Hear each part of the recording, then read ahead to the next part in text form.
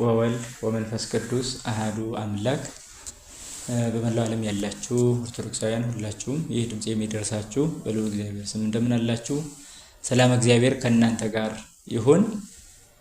እንግዲህ ዛሬ የምንመለከተው በተለይ ሰሞኑን በሰፊው እየታየ ያለው ብዙ ሰው የሚወዛገብበት በዛውም ላይ ደግሞ በርካታ ስራዎች ሊሰራበት የሚገባው ጉዳይ የሆነው ምንኩስና በተመለከተ ነው። እንግዲህ ስለ ምንኩስና በቅርቡ እየታየ ያለው ብዙ መወዛገብ ይታያል። እንዲሁም ደግሞ መሰረቱን ባለቀቀ መልኩ ደግሞ አስተምሮቱን በሰፊ በቁም ነገር ይዘውት ደግሞ የሚያስተምሩ መምህራን አሉ። ከነዚህም ዋናውን ቦታ የሚወስዱት መምህራችን መምህር ኃይለማርያም ዘውዱ ዘቦሩ ሜዳ ናቸው። እንዲሁም ደግሞ በተቃራኒው ደግሞ አንዳንድ ጊዜ እንዲሁ መወዛገቦች ተፈጥረውባቸው በተለያየ ሚዲያ ላይ ምንኩስናን በተመለከተ እንዲሁ ተቃራኒ ነገሮችንም የሚናገሩ እንሰማለንና ሁሉም በያለበት እውነቱን መናገር የግድ ስለሆነ እውነትን ከመደገፍ ወደ ኋላ ማለት ስለማይገባ እኔም የቻልኩትን ያክል ባለሁበት ሆኜ ለማስተላለፍ ወይም ደግሞ ትምህርተ ምንኩስናው ምንድነው የሚለውን እንዲያው በተለይ በአንድ ርዕሰ ጉዳይ ነው ለማየት የምሞክረው። የምንኩስና ልዕልና የሚል ነው። ከኔ ጋር ቆይታ የምናደርገው የምንኩስና ልዕልና በተለይ ትምህርተ ምንኩስናውን በመምህራችን በጣም በሰፊው እየታየ የሰነበተው አሁንም ደግሞ ገብታችሁ መስታወት ሚዲያ ላይ ማየት የምትችሉት ነው ማለት ነው። መስታወት ሚዲያ በጣም በዚህ እስከ 5ኛ ክፍል ድረስ ሄዷል። በጣም ብዙ ቁም ነገሮችን ያስይዛል። አሁን ደግሞ የምንኩስናን ልዕልናውን በተለይ እዛም ላይ ያልታየም ማለት አይደለም። የምንኩስና ልዕልናን በተመለከተ ለመጨመር እንዲሁም ያለውን ነገር በእኔ በኩል ያለውን ደግሞ ቤተክርስቲያን የምታስተምረውን መተጋገዙ የበለጠ ማጠናከር ስለሚሆን ይህንን ነው ማስተላለፍ የፈለኩት። በያላችሁበት እንዲያው ለመከታተል ራሳችሁን ዝግጁ አድርጉ። የምንኩስና ልዕልና ነው የሚለው መነሻዬ። የምንኩስና ልዕልና ነው። ይህ ማለት የምንኩስና ከፍታ ማለት ነው። ስለ ምንኩስና ከፍታ እንደሚገባው መናገር፣ መረዳት፣ መገንዘብ ላይቻል ይችላል። እንዲህ ስለሆነ ግን አይሞከርም ማለት አይደለምና የምንኩስናን ከፍታ ማየት አስፈላጊ ነው። በተለይ ብዙ ጥያቄዎች የሚነሱት ብዙ ምዕመናንም የሚወዛገቡት የምንኩስናን ከፍታ ከመሰረቱ ካለመረዳት ሊሆን ይችላል ብለን እናምናለን። ከመሰረቱ ካልተረዳ ነው እንዲሁ አጠያያቂ ሆኖ ነው የሚቀጥለው። እንዲሁ ዝም ብሎ አንዱ አንዱን ሲደግፍ አንዱ ሲነቅፍ አንዱ በቃ እንዲህ መጓዝ እንዳይሆን እንዲሁ ከፍታውን ተረድተን እንዲሁ ራሳችን ሃይማኖታዊ የውስጥ ብይን መስጠቱ በጣም የተሻለ ይሆናል እና ስለ ምንኩስና ከፍታ ጥቂት ለማለት ያክል ነው። በተለይ ላነሳቸው የምፈልጋቸው ቢያንስ 10 ነጥቦችን ነው የማነሳው በዚህ የምንኩስና ከፍታ ላይ ማለት ነው። 10 ነጥቦችን ያለው አንደኛው ምንኩስና እንደው በረጋና በሰላ ልብ ለተመለከተው ሰው በጣም ከፍተኛ ነው፣ ወደር የለሽ ሰማያዊ ማንነትን መላበስ ሆኖ እናገኘዋለን። ስለዚህ ምንኩስና የምንለው ከፍታው ሰማያዊ ማንነት ነው ማለት ነው። በዛ ነው መንገዱን ማየት የምፈልገው። በእርግጥ ሁሉም ሰው ይህን መረዳቱ ማወቁ ይህን ያህል ላይመስለው ሁሉ ይችላል፣ ግራም ሊገባው ይችላል እና ምንኩስና ግን ሰማያዊ ማንነትን የመላበስ ጉዳይ ነው። አሁን በምድር ላይ ያለ ነው። ነገር ግን የምንኩስናን ሕይወት የመለገ ሰው ሰማያዊ ማንነት የመላበስ ፍላጎት የመላበስ ጥማት ይኖረዋል ማለት ነው። ስለዚህ ሰማያዊ ማንነትን መላበስ ነው። ታዲያ እንዲህ ስለሆነ ግን ሰማያዊ ማንነት የሚባለው ምንድን ነው? በምድር ላይ ያለ ሰው እንዴት በስጋ የምናየው ሰው ሰማያዊ ማንነት ይኖረዋል ብሎ ሰው ሊወዛገብ ይችላል። ሰማያዊ ማንነት በስጋ ላለን ሰዎች በጣም ከባድ እንደሆነ ይታወቃል። ምክንያቱም እንደሚታወቀው ይህ ዓለም በስጋ የምንንቀሳቀስ የምንራብ የምንጠማ የምንደክም ስለሆን የማይደክሙና የማይጠሙ የማይራቡና የማይተኙ እንቅልፍ የሌለባቸው መላእክት በሚኖሩበት ማንነት ይኖራል ተብሎ ሲታሰብ በጣም ግራም ሁሉ ሊጋባ ይችላል ሰው። ነገር ግን ሰማያዊ ማንነትን የመላበስ ጉዳይ ሆኖ ነው የምናገኘው። ምክንያቱም እሳቤው በራሱ መለኮታዊ ዕውቀት በተላበሱ ሰዎች ውስጥ የሚገኝና ፍጹም እንከን የማይገኝለት እግዚአብሔራዊ ሕይወት ስለሆነ ማለት ነው። እሳቤው በራሱ መለኮታዊ ዕውቀት በተላበሱ ሰዎች ውስጥ የሚገኝ ነው ምንኩስና የሚባለው በራሱ ማለት ነው። እሳቤው ማለት ነው። የምንኩስና እሳቤው፣ የምንኩስና ፍልስፍናው፣ እይታው፣ ምርምሩ፣ የምንኩስና ውስጣዊ አካሄዱ መለኮታዊ ዕውቀት በተላበሱ ሰዎች ውስጥ የሚገኝ ነው። ዝም ብሎ እንዲሁ በተራ እንስሳዊ በሆነ ፍላጎት በሚኖሩ ሰዎች ውስጥ አይገኝም። እንዲሁ በምድራዊ እሳቤ ተሰቅዘው ለሚኖሩም አይሆንም፣ አይመጥንም። እንኳን መኖሩ ማወቁ፣ ስለዛ መናገሩ ማመኑ ራሱ አይመጣም። በምድራዊና በእንስሳዊ ስሜት ለሚገፉ ሰዎች ወይም በዛ ስጋዊ ፍላጎት ለተወጠሩ ሰዎች ይሄ በፍጹም አይገባም፣ አይረዳም። ለዛም ነው ምንኩስናን ብዙ ጊዜ ዝቅ አድርገው የሚተቹና የሚነኩ ሰዎችን ማየት የቻል ነው። እና መለኮታዊ ዕውቀት በተላበሱ ሰዎች ውስጥ የሚገኝ ነው። ራሱ ደግሞ እግዚአብሔራዊ ሕይወት ነው ማለት ነው። ስለዚህ ሰማያዊ ማንነት ነው ስንል እግዚአብሔራዊ ሕይወት ያለበት ነው ማለታችን ነው። እግዚአብሔራዊ ሕይወት አለበት፣ በጣም ልዩ እግዚአብሔራዊ ሕይወት አለበት። ይህ ሲባል ምን ማለት ነው? በምድር ላይ የምናውቀው አንድ ነገር አለ። እሱም ምንድነው? ሰዎች ልክ እንደ እንስሳት የእርስ በርስ መራባት ሂደት ይታወቃል። ጥንቱን ብቻውን ሆኖ ይሞታል። በቃ ብቻውን እንደሆነ ሁሉ ብቻውን ሆኖ ይቀራል። የእግዚአብሔራዊ ሕይወት ነው። ለቀሪ ትውልድ ብሎ ራሱን በዚህ ዓለም ባለ እሳቤ ውስጥ አያስገባም። ምክንያቱም ሰማያዊ ማንነትን መላበስ ስለሆነ ማለት ነው። ይሄ ነው እና የመጀመሪያው ከፍታ መግለጫው በዛው በሰማያዊ ማንነት ውስጥ ስላለው ጉዳይ ነው። ስለዚህ ያ ማንነቱ እግዚአብሔራዊ ሕይወትን የማሳያ መርህ መሆን ጭምር ነው ያለበት። ስለዚህ ነው እንዘ ኢይትየሰክ እንዘ ኢይሐጽጽ በላዕሉ ወኢይትየሰክ በታሕቱ። ስጋ መለኮትን ሲዋሃድ ተጨማሪ አካል አልሆነም። ያው ተጨማሪ የሚባል ሳይኖርበት አንዱን እሱን እንደምናውቅ ሁሉ አንድ አምላክ ብለን እንደምናምን ሁሉ በምንኩስና ሕይወትም አንድ ሰው ብቻውን ራሱን ይሆናል እንጂ ሌላ ተጨማሪ አካል በዘር መልክ በመራባት መልክ አይጨምርም። እግዚአብሔርን መስሎ ማለፍ ነው ሰማያዊ ማንነቱ ይሄ፣ ከፍተኛ ማንነቱ ይሄ የምንኩስና ማለት ነው። ሁለተኛው ምንኩስና አምላካዊውን የእምነት፣ የሰላም፣ የደስታ፣ የፍቅር፣ የነጻነት፣ የፍጹም አገልግሎት፣ የንጽህናና የቅድስና መንገድ በትክክል ለመኖር የተጀመረ ብቸኛ ሕይወት ነው። ብቸኛ አምላካዊ የእምነት መንገድ፣ አምላክን ለማግኘት የሚደረገውን እውነተኛ እምነት በትክክል የመኖር ሕይወት፣ እውነተኛውን እምነት በትክክል የመኖር ሕይወት ከፍተኛ የሚያስብለው ይሄ ነው። አምላካዊውን የእምነት ማለት የእምነት መንገድ በትክክል አማኝነት ማለት ራስን መስጠት ስለሆነ ፍጹም ራሱን የሰጠ ማለት ደግሞ መናኝ ነው። ስለዚህ እምነት ይፈልጋል ማለት እውነተኛ የማይዛነብ የሚጨምር እንጂ የማይቀንስ እምነት። ስለዚህ የእምነትን መንገድ በትክክል መኖር የሚጀምረው መነኩሴ ፍጹም አማኝ ማለት ነው። ስለዚህ የእምነትን መንገድ የመኖር ጅማሬ ነው። የሰላም ማለት መናኝ ሆኖ ልቡ አይታወክም። ምክንያቱም መንፈስ ቅዱስ የሰላም አምላክ እንጂ የሁከት አምላክ አይደለም። በእምነቱ መንፈስ ቅዱስ አድሮበታልና ስለዚህ የሰላም ሕይወት ይሆናል ማለት ነው። ምንኩስና የሰላም ሕይወት ነው። ሌላው የደስታ ፍጹም ደስተኛ ነው መናኝ፣ ምክንያቱም የሚጎልበት ነገር የለውም። ሐዋርያው ቅዱስ ጳውሎስ እንዘ አልብነ ኩሉ ብነ፣ ምንም የሌለን ስንሆን ሁሉ የኛ ነው አለ። ስለዚህ በምድር ላይ የጎደለብኝ ነገር አለ ብሎ የማይጨነቅ ለውበት፣ ለደም ግባት፣ ለሽልማት፣ ለሀብት፣ ለተለያየ ነገር አይጨነቅም። አንድና አንድ ልቡ ከእግዚአብሔር ጋር ነው። ስለዚህ ይሄ አለመደሰት አይችልም። እግዚአብሔር ራሱ ደስታ ስለሆነ ማለት ነው። ስለዚህ እግዚአብሔር ደስታ ስለሆነ ከእግዚአብሔር ጋር የመኖሩ ምስጢር ደስታን ይፈጥርለታል። ሁሌም ደስተኛ ይሆናል ማለት ነው።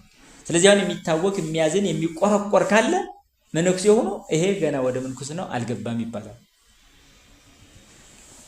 ወደ ምንኩስናው እንዳልገባ ነው የሚያሳየው። ስለዚህ የደስታ ሕይወት ነው፣ የሰላም ነው፣ የደስታ ሕይወት ነው። ስለዚህ ነው እግዚአብሔር በልቡ ውስጥ ካለ ድረስ ደስታ የሌለው መነኩሴ ሊኖር አይችልም። ምክንያቱም መናኝ የእግዚአብሔር አገሩ ነው። እግዚአብሔር አገር አለው። እግዚአብሔርን የሚወስነው አገር የለም። ነገር ግን መናኝ ልቡን ለእግዚአብሔር ሀገርነት ያዘጋጃል። ስለዚህ እግዚአብሔር ያደረበት ስለሆነ ሀገር እግዚአብሔር ለመሆን የበቃች የመነኩሴ ነፍስ ሁሌም ደስተኛ ናት። ሁሌም ማለት ከሱ ጋር በመሆን ሐዘን የሚባለው ራሱ የደስታ ምንጭ በመሆን የሚያገለግል እንጂ እንዲሁ በዓለም ላይ የቀረብኝ ሹመት አለ ሽልማት አለ ብሎ ማዘን አይደለም። እንባ ቢያፈስ አንብ የሚባል ደረጃ ላይ ቢደርስ ራሱ ውስጡ ደስታ ነው። ሁሌ ፊቱን ቋጥሮ ሐዘንተኛ መስሎ ይታያል። በልቡ ግን ከክርስቶስ ጋር የሚኖርበት የራሱ የሆነ የደስታ ህይወት አለው። ስለዚህ የደስታ አለ፣ የፍቅር አለ። የፍቅር እግዚአብሔርን ፈጽሞ የመውደድ ሰውን ፈጽሞ የመውደድ ከሰው የሚርቅ ይመስላል እንጂ ሰውን እንደ መነኩሴ ያለ ወዳጅ የለም። ምንኩስና ሰውን የበለጠ እንድትወድ ነው የሚያደርግ። እግዚአብሔርን ወደ ስለሆነ የምትገባው የበለጠ ሰውንም ትወዳለህ። እግዚአብሔርን የሚወዱ ሰዎች ሰውን አለመውደድ ስለማይችሉ ማለት ነው። ስለዚህ የፍቅር ሌላው የነጻነት ነፍስ ፍጹም ነጻነት የምታገኘው በምንኩስና ህይወት እንደሆነ ግልጽ ነው። ይህ ማለት ምናኔያዊ ህይወት ዓለምን በሙሉ የመተው ህይወት ስለሆነ በመተው ደግሞ ባርነት የለም። በማግበስበስ ነው ባርነት የሚመጣው። ስለዚህ እውነት ነጻ ታወጣቸዋለች ስላለ ዓለምን የመተው እውነተኛ ህይወት ያላቸው መናንያን በነጻነት ይኖራሉ። ስለዚህ የነጻነት ህይወት ነው ማለት ነው። የፍጹም አገልግሎት ማለት ፍጹም ራስን ሰጥተህ የምታደርገው አገልግሎት ማለት ነው። ስለዚህ ነው ምንኩስና ስጋ ለበስ የሚሆን በዘርዓ ትውልድ የሚራባ ሰው በዘር የማይራቡ ምንም አይነት ስጋዊ አካል የሌላቸው መላእክት ሆነው እንደሚኖሩት አይነት ኑሮን ለመኖር ቅያሬ ነው ማለት ነው። የህይወት ቅያሬ ነው። ከአዳማዊ ከሔዋናዊ ህይወት የመቀየር ሁነት ነው ምንኩስና ማለት። ዜግነትን እስከ መቀየር ማለት ነው። ይህ ማለት ዜግነታቸው በዚህ ዓለም ነበረ፣ ነገር ግን ሰማያዊ ዜግነትን ገንዘብ ማድረግ በዚህ ዓለም እያሉ በጣም ልዩ የሆነ የመላእክትን ተፈጥሮ በሰብአዊ ተፈጥሮ ውስጥ አምጥቶ ማስገባት፣ ይሄ ምንኩስናን ከፍታ ገራሚ ያደርገዋል። የመላእክት ተፈጥሮ ድካም የሌለበት በምድራዊ ስሜት የማይሳብ ህይወት እንደሆነ ይታወቃል። ምንም አይነት የሚዳሰስ የሚገሰስ ነገር በሌላቸው መላእክት አምሳል መኖር በምድር ላይ ይሄ አስደናቂ ያደርገዋል። ስለዚህ መነኮሳት ስጋ የለበሱ ረቂቃን መናፍስትን ረቂቃን መላእክትን ወደ መምሰል የተቀየሩ ናቸው። ይሄን ምንኩስናው እየሄደ ከፍታው የሚያመጣ። ስለዚህ የምንኩስና ከፍታው እስከዚህ ድረስ በሚታሰብ መልኩ ነው መነገር ያለበት እንጂ እዚህ በምድር ላይ ስላለ ጉዳይ ከተማ ገባ ወጣ በሚሉ ንግግሮች ብቻ መታሰብ የለበትም። መነኮሳት ማሰብ ያለባቸው ይሄ ነው። ለካ ቦታችን አይደለም ብሎ እስከ ማሰብ የሚያደርሳቸው ይሄ ንዴት ነው። ለካ የቤት ስራዬ መልአክ መሆን ነው። እነዚህ ባለ በምድራዊ ዓለም ላይ ለምንድን ነው ብሎ ራሱን እንዲቆጭ ነው መሆን ያለበት መናኝ እና ስጋ ለበስ ይሁን እንጂ ነገር ግን መራቢ አካል እንደሌላቸው መላእክት ሆኖ ራሱን መቀየር የሚችል ጸጋ የተሰጠው ነው መነኩሴ። በዚያ ልክ ራሱን ማየት አለበት፣ መጓዝ አለበት፣ መሄድ አለበት እና እንደ መላእክት መሆን። ወሰመዮ መልአከ በእንተ ንጹሕ፣ ስለ ንጽህናው መልአክ ብሎ ጠራው ይላል። ስለዚህ መላእክት ተብሎ የተጠሩ ብዙ ሰዎች አሉ ያለፉ። መላው የቅዱሳን ህይወት መላእክትን መስሎ በመኖር የተደረገ ህይወት መላው ማለት። ስለዚህ ያኮ እነዛ ብዙ ቅዱሳን አሉ እንደማንኛውም ትውልድ እየተራባ ባለበት ዓለም ውስጥ እየኖሩ የነበሩ ነገር ግን ዘር ሳይተኩ ምድራዊ የሚባለውን ሁሉ እሳቤ ትተው ሰማያዊውን ዓለም የተቀላቀሉ በርካታ ቅዱሳንን አግኝተናል በቤተ ክርስቲያናችን። እነዛ ሁሉ እንደኛ ስጋ ለበስ ናቸው። ነገር ግን መልአክ እስከ መሆን የደረሱት በንጽህናቸው ነው፣ በድንግልናቸው ነው፣ በመጠበቃቸው ነው። ከዚህ ዓለም ፍላጎትና ፍትወት ከመራቃቸው የተነሳ ነው። ይሄ ነው በገል ነው ዓለምን አሸንፈው በገል አልፈው መልአክ እስከ መባል ወሰመዮ መልአከ በእንተ ንጹሕ ስለ ንጽህናው መልአክ ብሎ ይጠራዋል ይላል። ስለ ንጽህናው።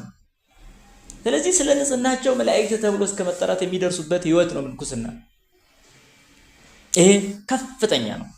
አራተኛው ምንኩስና ወደ ሰው ጥንተ ተፈጥሮ በልብ ተመልሶ ለመሄድ የሚደረግ ከዓለም የማፈግፈግና የማግለል ስሜት ነው። ወደ ቀደመ ጥንተ ተፈጥሮ የመመለስ ስሜት፣ ልብን ወደ ቀደመው ጥንተ ተፈጥሮ አዳምና ሔዋን ሳይስቱ ወደ ነበሩበት ገነታዊ ህይወት መመለስ። እግዚአብሔርን አዳምና ሔዋን በገነት ሳሉ ያገለግሉት የነበረውን ህይወት መጠማት፣ ከሱ ጋር የነበራቸውን ግንኙነት መናፈቅ፣ ወደ ጥንተ ተፈጥሮ መመለስ። ይሄ ነው አካላዊ ቃል ሰው ሆኖ ካዳነ በኋላ የሰው ልጆች ሁሉ የእግዚአብሔር ልጆች ሆነዋል። የሰው ልጆች የእግዚአብሔር ልጆች ከሆኑ ልጆች ከሆኑ በኋላ እንደገና በምድራዊ መኖር የሚለውን ነገር ትተው ቀጥታ ያቺ የጠፋች የሰው ልጅ ህይወትን በዚህ ልጅነት እናገኛለን ብለው ተመልሰው ወደ የአዳምና የሔዋን ህይወት የገቡ ናቸው። ገና ሳይበድሉ ዕፀ በለስን ሳይበሉ ሕገ እግዚአብሔርን ሳይሽሩ በምክረ ከይሲ ሳይታለሉ የነበሩበት ያ ንጽህና፣ ያ ቅድስና፣ ያ ከእግዚአብሔር ጋር የነበረ ግንኙነት ፍቅር በጣም ገራሚ ነበር። ስለዚህ ያንን ህይወት የመኖር ጉዳይ ነው ምንኩስና ማለት። ሁለቱ አዳምና ሔዋንን በገነት የነበሩት አሁን ባለው የምንኩስናዊ ጠባይ ነው የነበሩት። መራባት ሳይኖርባቸው ቀጥታ በገነት ምንም አይነት ግንኙነት እንስሳዊ ፈቃድ ሳይኖርባቸው በንጽህና ተጠብቀው ነበር። ይሄ ፍትወት ከበደል በኋላ እስኪመጣ ድረስ ማለት ነው። ገነት ውስጥ 7 ዓመት ተቀምጠዋል። ነገር ግን አልወለዱም።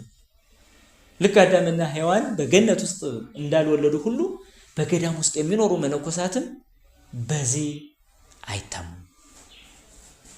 እንዲህ አይነት ህይወት አለ ተብሎ አይነገርላቸውም፣ የለም። ስለዚህ ወደ ጥንተ ተፈጥሮ መመለስ ናት ማለት ነው። ወደ ጥንተ ተፈጥሮ በልብ ተመልሶ መሄድ፣ ወደዛ ለመሄድ ደግሞ ከዓለም ማፈግፈግ። ከዓለም ካላፈገፈጉ በገነት አይደሉም። ከገነት ከወጣ በኋላ ያለው የአዳም ህይወት ነው የሚኖረው። አንድ መነኩሴ ከገዳም ወጥቶ መኖር ሲጀምር የአዳምን ስደት እየደገመ ነው ያለው፣ የሔዋንን ልቅሶ እየደገመ ነው ያለው። ቀጥታ ገዳም በገነት አምሳል፣ መናኙ በአዳም በሔዋን አምሳል። እነዚያ በድለው ከገነት እንደወጡ አንድ መናኝም ገዳም ላይ የመኖር ፍቅሩ ሲጎልበት ከእግዚአብሔር ፍቅር ሳይቀር መውጣት ይጀምራል። ከዚያ በኋላ ከገዳም ቢወጣ ምን ማለት ነው? ይወጣል ማለት ነው። ስለዚህ ነው የአዳም ከገነት መሰደድ አሁን የመነኩሴውን ከገዳም መሰደድ ያመለክታል ቀጥታ። ስለዚህ መናኝ ከገዳም መውጣት እንደሌለበት የሚያሳየው ትልቁ የአዳም ህይወትም ጭምር ነው። አዳም በኋላ ግን በልቅሶ ነው ይናፈቅ፣ በልቅሶ ያችን የገነት ዓለም። አሁንም እኮ ብዙ መናንያን በዓለም ውስጥ እየኖሩ ግን ያለቅሳሉ። እንዴት ነው ወደ ገዳም የምመለሰው ብለው ያለቅሳሉ፣ ይናፍቁታል። በናፍቆት ነው ያሉት ብዙዎቹ ማለት ነው። ምናልባት በአንዳንዶች ላይ መደደን ጸንቶባቸው ይህ ካልመጣ በስተቀር ይህ የማይመጣ ከሆነ ነው እንጂ በርካታዎቹ እያለቀሱ ይኖራሉ። ስለዚህ ይናፍቃል እና ወደ ጥንተ ተፈጥሮ መመለስ ናት። ከዓለም ማፈግፈግ ማግለል ተብላ ነው የምትጠራው ይቺ ናት። ሌላኛው ደግሞ ስድስተኛዋ ምንኩስና ራስን የመካድና የመርሳት። ራስን የመካድና የመርሳት። አሁን ምንኩስና ራስን የመካድ የመርሳት ፍጹም ልብን ለክርስቶስ የመስጠት ትክክለኛ መገለጫ ነው። አንድ ሰው ራሱን ካልካደ መናኝ ነኝ መነኩሴ ነኝ ማለት አይችልም። ፍጹም ልብንም ለክርስቶስ መስጠት ካልቻለ መናኝ ነኝ መነኩሴ ነኝ ማለት አይችልም። የአማኞቹን ሙሉ ፍጽምና ማሳያው ምንኩስና ነው። ስለዚህ ራሱን በመካድ የሚጀምር ፍጹም ልብን በመስጠት ደግሞ የሚኖር ህይወት ነው ምንኩስና ማለት። ስለዚህ ከዚህ በላይ ምን ከፍታለ? ራስን ለእግዚአብሔር እንደመስጠት ያለ ምን ከፍታለ? ኮብላይ ባሪያ ከመሆን ራስን ማዳን ማለት እኮ ነው። ኮብላይ ባሪያ ተብሎ ነው የሚጠራ። ከፈጣሪው የተለየ ከሆነ መነኩሴ ኮብላይ ባሪያ ይባላል። እና ምንኩስና ራስን የመካድ ስሜት ነው። በወንጌል ላይ ያለው ይሄ ነው በሙሉ። እኔን ሊከተለኝ የሚወድ ካለ ራሱን ይካድ ነው የሚል። ይሄ የምንኩስና ትምህርት ነው። ይህ ማለት ሌላ ጉዳይ አለኝ አይበል ነው። እርሻ አለኝ፣ ሚስት አለኝ፣ ትዳር አለኝ፣ ልጅ አለኝ፣ ንብረት አለኝ፣ ንግድ አለኝ እንዳይል ማለት ራሱን ይካድ ነው የተባለው። ይሄ ፍጹምና መንገድ ነው። ስለዚህ ፍጹም ልብን መስጠት ተብሎ ነው የሚተረጎመው። ራስን መካድ ተብሎ ነው የሚተረጎመው። በሱ ላይ በሚመጣ ዛቻና ስድብ ሁሉ ምን የማይሰማው እስከመሆን መድረስ። ይሄ ራሱን ከካደ በዚህ ልክ ነው ራሱን የሚያደርገው። ለዚህ ነው እንደሞተ ሰው ራሱን እንዲቆጥር አባቶች ሲያስተምሩ የኖሩት። የምንኩስና ሕይወት ራስን እንደሞተ ሰው መቁጠር ነው። ራስን ካልካድክ ደግሞ እንደሞትክ መሆን አትችልም። ለዚህ ነው ለክብር መቆም ይውደዱኝ ብሎ እንደገና ራስን በዚህ መልክ በታዋቂነት በዝና ማሳየት አይቻልም። በምንኩስና የለም። ራስን መካድ ናት ያለችው በወንጌል። ለዚህ ነው አባ እንጦንስ የዘላለምን ሕይወት ወርስ ዘንድ ወይም እድን ዘንድ ምን ላድርግ ብሎ ለጠየቀው መናኝ ትምህርት አይደለም ያስተማሩት፣ ቀጥታ ተግባራዊ ነገር ነው ያሳዩት። ሂድና የሞቱትን ስደባቸው አሉት። ሂዶ ሰደባቸው፣ ረገማቸው። ምን አሉ? ምንም አላሉኝ። ሂድና መርቃቸው፣ መረቃቸው። ምን አሉ? ምንም አላሉኝ። በቃ አንተም ልድን ከወደቅ እንደነሱ ሁን።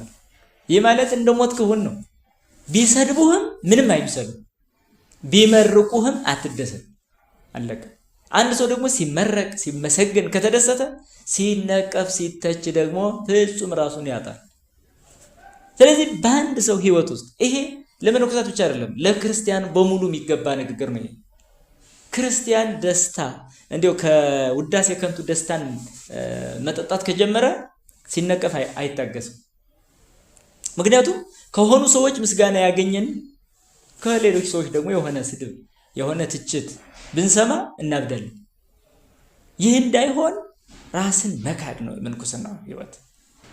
ራሱን እንደሞተ ያልቆጠረ መነኩሴ ምኑን ሞተ ይባላል? ምኑን መነኩሴስ ይባላል? ለዛ ነው የምንኩስና ከፍታዋ ቀላል አይደለም። የምንኩስና ከፍታ ስትመለከቱ እንዲሁ በምድራዊ አንደበት እንዲሁ ገልጸን የምንጨርሰው ነገር ብቻ አይደለም። በጣም ልዕልና ያለው ነው ምንኩስና የሚባለው። ስለዚህ ምንኩስና ራስን እንደሞትክ ሰው የምትቆጥርበት ሕይወት ነው። ራስን እንደሞትክ ሰው የምትቆጥርበት ሕይወት ነው። ሌላው ምንኩስና ስድስተኛው ምንኩስና በፍቅረ ሲመት የተነጠቀችውን አምሳለ እግዚአብሔር ለማግኘት የሚደረግ ሩጫ ነው። በፍቅረ ሲመት የተነጠቀችውን ፍቅረ እግዚአብሔር። የሰው ልጅ በመጀመሪያ የእግዚአብሔር ፍቅር ያለው ፍጥረት ነው። ነገር ግን አምላክ ልሁን በሚል የስልጣን ምኞት ይህን ክብር አጥቷል። ስለዚህ ምንኩስና ደግሞ ያንን ቀጥታ የሚጻረር ነው። የትኛውን? የአዳምን አምላክ የመሆን ምኞት መጻረሪያ ኃይል ምንኩስና ነው። በዲያብሎስና በአዳም ላይ የነበረችዋን እግዚአብሔር የመሆን ምኞት፣ የበላይነትን የመመኘት የኔነት አምልኮት፣ በውስጥ ላይ የሚደረግ ፉክክር፣ ይሄ ሁሉ የሚጠፋበት ኃይል ምንኩስና ነው። የምንኩስና ኃይሉ አይደል? ሳጥናኤል ሊቀ መላእክት እንደነበረ ግልጽ ነው፣ በመጽሐፍ ተጽፏል። ነገር ግን እኔ ነኝ ፈጣሪ በማለት ወድቋል። እሺ ፍቅረ ሲመት ጣለችው ማለት ነው። እንደገና አዳም ከሰማይ በታች ከምድር በላይ ያለውን ሁሉ እንዲገዛ እንዲነዳ ስልጣን ተሰጠው። እችም አልበቃው አለችና አምላክ የመሆን ስሜት ፍላጎት አደረበት። እቺ በአዳም ውስጥ የነበረችዋ የበላይነትን የመምረጥ የበላይ ለመሆን የመመኘት ስሜት ተቆርጣ የምትጣለው በምንኩስናዊ መንገድ ነው፣ በምናንያዊ መስመር ነው። ስለዚህ ቀጥታ ያችን በፍቅረ ሲመት የተነጠቀችውን አምሳለ እግዚአብሔር ገንዘብ ማድረጊያ መስመር ቢኖር ምንኩስና ነው፣ ምናኔ ነው። አሁን ምናኔ ስንል ብዙ ጊዜ ግን ሰው የሚረዳው ምናኔያዊ መንገድን እንዲሁ ለክርስቲያኖች ሁሉ እንደማያስፈልግ አድርጎ መረዳት የለበትም። የሚለየን ምንኩስና ጋብቻ የሚለው ምናኔ የሚባለው ግን በዓለም ላሉ ክርስቲያኖች ሁሉ የሚያስፈልግ ነው። ይህ ማለት ኃጢአትን መናቅ፣ ትውዝፍትን መናቅ፣ ቂምን በቀልን መናቅ፣ ይህ ሁሉ ምናኔ ነው የሚሆነው። ስለዚህ በፍቅረ ሲመት የተነደፈው የአዳም ልቡና እግዚአብሔርነትን እንደመቀማት ሳይቆጥር ራሱን ዝቅ ባደረገው በክርስቶስ ትህትና ነው የተከሸፈው። ከዛ በኋላ ክርስቶስን ተከትሎ የመጣው ማንኛውም አማኝ ከፍቅረ ሲመት ራሱን ነፃ ማድረግ የሚችለው በምናኔው መንገድ ነው፣ በምንኩስና ህይወት ነው። ስለዚህ ለበላይነት ለሹመት የሚስገበገብ ግን መናኝ ተብሎ የሚጠራ ሰው በምድር ላይ መኖር የለበትም። በጭራሽ ሁለት አይነት ሞት ይሞታል። ይሄ ነው። ስለዚህ አምሳለ እግዚአብሔር የምትገኘው ፍቅረ ሲመትን በመጸየፍ ፍቅረ ሲመትን። ለዚህ ነው አባቶቻችን እንኳን አይደለም ስጋዊና ምድራዊ ለሆነው ሹመት ይቅርና መንፈሳዊ የሆነውን የጵጵስና ሹመት ሳይቀር እየተሰደዱ የነበረው አልሾምም ብለው እንደነ ቅዱስ ጎርጎርዮስ እኔ አልሾም ከሹመት ለምን ሸሹ አይገባኝም ከሚል። ስለዚህ እንደነ ቅዱስ አባ ኒፎን ጳጳስ ትሆናለህ ብሎ ሸሽቷል። እንደነ አቡነ ሺኖዳ እያለቀሱም የተሾሙት አየህ። ስለዚህ ይሄ ፍቅረ እግዚአብሔርን የሚያሳድድ ፍቅረ ሲመት በልብ ውስጥ እንዳያድር ምንኩስና ቆርጦ ይጥላል። ስለዚህ የምንኩስና ልዕልናው እንዲሁ በቀላል የሚታይ አይደለም። ያንን ቀጥታ ማንጸሪያ አድርጎ ነው ክርስቶስ የሰጠን ምንኩስና። የምንኩስና ህይወትን በወንጌል ሲሰጠን አዳም የኖረው በገነት የነበረው የትህትና የፍቅር ህይወት አክትሞ በፍቅረ ሲመት ተጎድቶ ስለታየ በዚያ ጉዳት ውስጥ እንዳንወድቅ ምንኩስናዊ መንገድ መኖር እንደሚገባ አሳየ። የበላይ ሊሆን የሚወድ የበታቸው አለና ዘጋ። ስለዚህ የበላይ ሊሆን የሚወድ የበታቸው፣ አለቃ ሊሆን የሚወድ ደግሞ ተገዥ አገልጋይ ይሁን በሚል ትምህርት ተቆረጠ። ስለዚህ በአዳም ላይ የነበረው አምላክ የመሆን ምኞት ሸለፈት ተቆርጦ የቀረው በምንኩስና ህይወት። ስለዚህ የምንኩስና ህይወት አምሳለ እግዚአብሔርን የምታሰጥ ከፍተኛ ማዕረግ ናት። ሌላው ሰባተኛው ምንኩስና እውነተኛውን ክርስቶሳዊ ህይወት ለመኖር ፈርቀዳጅ የመሆን ነጸብራቅ ነው። ከዚያ በኋላ የአዳምን ህይወት ለመታደግ በነቢያት አናግሮ ጊዜው ሲደርስ ከድንግል ማርያም የተወለደው ክርስቶስ እውነተኛውን መንገድ አሳይቶናል። በጣም ጥሩ። እንደዛ ከሆነ ያን እውነተኛውን ክርስቶሳዊ ህይወት ለመኖር ፈርቀዳጅ የመሆን ነጸብራቅ ምንኩስና። ሁሉም አይመነኩስም፣ ነገር ግን ምንኩስናን ግን ሁሉም ያምናል። ሁሉም አያገባም፣ ጋብቻን ግን ሁሉም ያምናል። ስለዚህ ምንኩስና እውነተኛውን ክርስቶሳዊ ህይወት ለመኖር ፈርቀዳጅ ትክክለኛ ወንጌላዊ መስመር ሆና ነው የምናገኘው። ስለዚህ እውነተኛውን የክርስቶስ ህይወት ልኑር የሚል ሰው ምንኩስናን ይጀምራል። ለዚህ ምንኩስና እውነተኛውን የወንጌል ህይወት መኖሪያ ናት ማለት ነው። ለዛ ነው ክርስቶስ ያደረገውን ቀጥለን ስለምንመለከት ማለት ነው። ሌላው ስምንተኛው ምንኩስና ለሰው ልጅ መዳን ተልኮ ላላት ቤተክርስቲያን የልብነትን ድርሻ የመውሰድ ኃላፊነት ነው። የምንኩስና በጣም ልዕልና ያለው ህይወት ነው። ስለዚህ ለሰው ልጅ መዳን ተልኮ ላላት ቤተክርስቲያን የልብነትን ድርሻ ይወስዳል መነኩሴ። አሁን ልብ በሉ፣ እግዚአብሔር ወልድ ስጋ ለብሶ ሰውን አድኖ ወደ ላይኛው ዓለም ካረገ በኋላ በዚህ ዓለም ሰውን የማዳን ተልኮ ይዛ ያቀረበው ቤተክርስቲያን ናት። ስለዚህ ምንኩስና ደግሞ ሲመሰረት ለቤተክርስቲያን ምን ሆኖ ተመሰረተ? ልብ ሆኖ ተመሰረተ። ልብ እኮ ነው ለሰው ልጅ መዳን ዋስትና የወሰደች ቤተክርስቲያን። ልቧ ምንኩስና ነው። ምንኩስና የተበላሸባት ቤተክርስቲያን ልቧ የፈሰሰባት ህይወት እንደሌላት ትቆጠራለች። የምንኩስና ህይወት ለቤተክርስቲያን ልብ ነው፣ ልብ ነው። ስለዚህ እኛ የምንድንበት ትምህርት የሚገኘው ከቤተክርስቲያን ነው። አዎ ጥሩ። ስለዚህ ለሰው ልጅ መዳን ፍጹም ተልኮ ያላት ናት ቤተክርስቲያን። ደግሞ ለዚች ቤተክርስቲያን ደግሞ የልብነትን ድርሻ የሚወስደው ምንኩስና ነው። የልብነትን እኮ ነው፣ የእጅነት የእግርነት አይደለም፣ የልብነት። የልብነትን ድርሻ የሚወስደው ምንኩስና ነው። ስለዚህ ምንኩስና የቤተ ክርስቲያን የልብነት ድርሻ ያለው መሆኑ እንደቀላል ሊታይ አይገባም። ለዚህ ነው ቅዱስ አትናቴዎስም ገዳማት የቤተ ክርስቲያን ልቦች ናቸው ያለው። ገዳማት ሲጠነክሩ ቤተ ክርስቲያን በዛው ልክ ተጠነክራለች። ገዳማት ከላሉ ግን ቤተ ክርስቲያን በዛው ልክ ትወድቃለች ማለት ነው።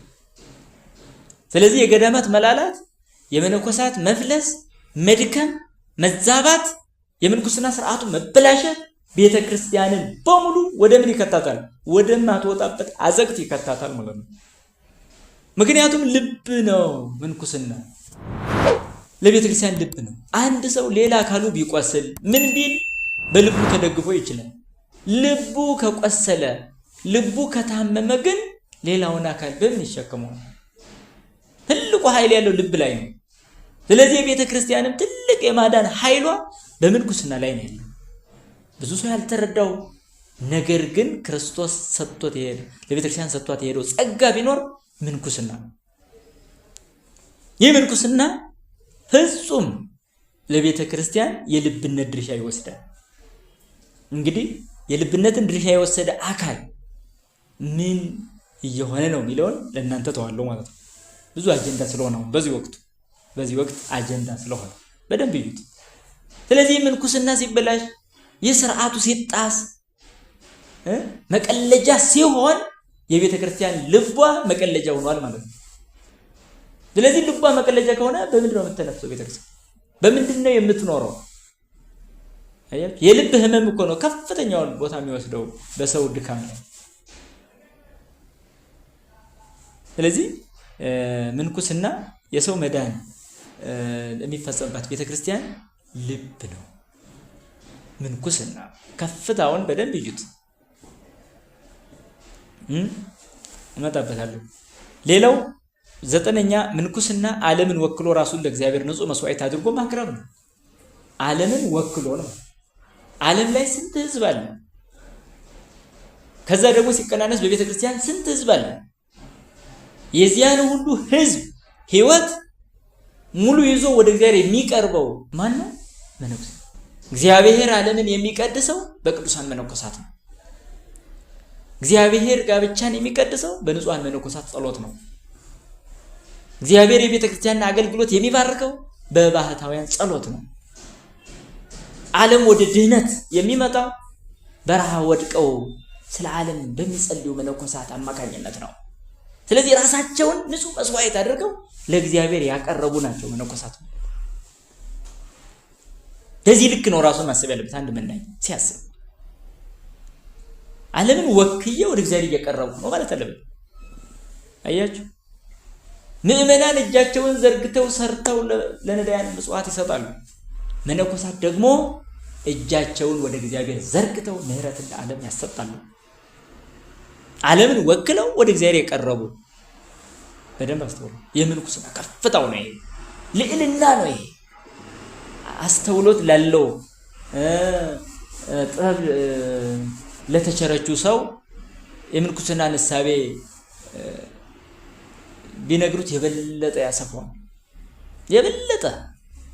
ስለዚህ ዓለምን ወክለህ ራስን ለእግዚአብሔር ንጹሕ መስዋዕት ካደረግክ በኋላ ስለ ራስህ ክብር መጨነቅ፣ ስለ አለባበስ መጨነቅ፣ ስለ ሹመት መጨነቅ ከየት ይመጣል? ከየት ይመጣል? አየህ፣ አንድ ስራ የሚበዛበት ሰው ይህን ያህል ሰው ጋር የሚነጋገርበት ጊዜ መቻል ነው የለውም። ታዲያ ዓለምን ወክሎ ወደ እግዚአብሔር የቀረበ ሰው እንዴት ነው ከሰው ጋር የሚያወራበት ምንም እድል ሞራል የሚኖረው ጊዜም የሚኖረው የለም።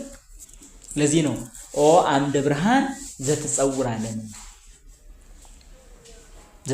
ዓለም ዓለምን በጸሎት የተሸከምክ የብርሃን ምሰሶ ብሎ ይጠራዋል አባ እንጦንስ። ዓለምን በጸሎት የተሸከምክ። ዓለምን መሸከም አስባችሁ፣ ዓለምን የሚሸከም እኮ እግዚአብሔር ነው። ነገር ግን ለአባ እንጦንስ ምን አይነት ቃል ተነገረ? ዓለምን በጸሎት የተሸከምክ ተባለ። እሱም በጸሎቱ ዓለምን ወክሎ ወደ እግዚአብሔር እየቀረበ ስለሆነ ነው ይሄ የተነገረው። ስለዚህ ወደ እግዚአብሔር ራሱን ያቀረበ መስዋዕት ያደረገ ፍጡር ነው መነኩሴ ማለት። ስለዚህ የምንኩስና ከፍታውን ነው የሚያሳየው። 10ኛው በዚህ በያዝነው ምንኩስና በምድር ሳሉ ከትንሣኤ ዘጉባኤ በኋላ የሚኖረንን ህይወት በውስጣቸው የሚያገኙት ቅምሻ ነው። በኋላ ከሞት ከተነሳን በኋላ መዋለድ መራባት የሚባል ነገር የለም አይደል? የዛ ቅምሻ ምንኩስና ነው። ጋብቻ የሚነኩሱትን ያስገኛል። ምንኩስና ደግሞ ከትንሣኤ በኋላ የምንኖረውን ህይወት ይጠቁማል። ጋብቻ ከሌለ መነኮሳት አይገኙም። ምንኩስና ከሌለ በኋላ የምንኖረውን ህይወት ማሳያ ማንጸባረቂያ የሚሆንልን የለም። ስለዚህ ዓለም ካለፈ በኋላ በትንሣኤ ዘጉባኤ ሁላችን እንነሳለን። ከተነሳን በኋላ ምን የለም? ጋብቻ የለም። ምን የለም? ግንኙነት የለም። ምን የለም? መራባት የለም። ምን የለም? ዓለማዊነት የለም። ምን የለም? ለስጋ መገዛት የለም። ምን የለም? ፍትወት የለም። ይህንን ሁሉ የሚያንጸባርቁት መነኮሳት ናቸው። ስጋቸውን ገለው ነፍሳቸውን አበርትተው፣ ስጋቸውን ጥለው ነፍሳቸውን አንስተው፣ ስጋቸውን አቆሽሸው ነፍሳቸውን አንጽተው የመጨረሻውን የሰው ልጅ የመኖሪያ የመንግስት ሰማይ ኑሮ ያመለክታሉ። በምድር ላይ ሆኖ ከዚህ ዓለም ይጀምራሉ ማለት ነው። ወዲያኛውን ዓለም መኖር። ለዚህ ነው ወደ ነፃ ልብ እየደረሱ ሲሄዱ መንግስተ ሰማይ ብለው የሚጠሩት። ነፃ ልብ መንግስተ ሰማይ ብለው የሚጠሩት አባታችን አረጋዊ መንፈሳዊ ኑ ረፉ ይላል። እረፍት አድርጎ ነው የጠራው ነፃ ልብ የተባለው። ስለዚህ የመንግስተ ሰማይ አይነት አኗኗር ነው ማለት ነው። ይሄንን ደግሞ በዘመናት እንዲሁ ዝም ብለን ከፍለን ብናይ ከአዳም በደል በኋላ እስከ ክርስቶስ መወለድ ድረስ ያለው ዘመን የነፃ ስጋ አምሳል ነው። ከክርስቶስ መወለድ እስከ ዓለም ማለፍ ድረስ ያለው የነፃ ነፍስ አምሳል ነው። ከዓለም ፍጻሜ በኋላ ያለው የመንግስት ሰማይ ኑሮ ደግሞ የነፃ ልብ አምሳል ነው። ወይም ነፃ ስጋ ከአዳም በደል በኋላ እስከ ክርስቶስ መወለድ ያለውን ዘመን ያመለክታል። ነፃ ነፍስ ከልደተ ክርስቶስ እስከ ዓለም ፍጻሜ ያለውን ዘመን ያመለክታል። ነፃ ልብ ደግሞ ለዘላለም ከብረን የምንኖርበትን የመንግስት ሰማይ ኑሮ ያመለክታል። ስለዚህ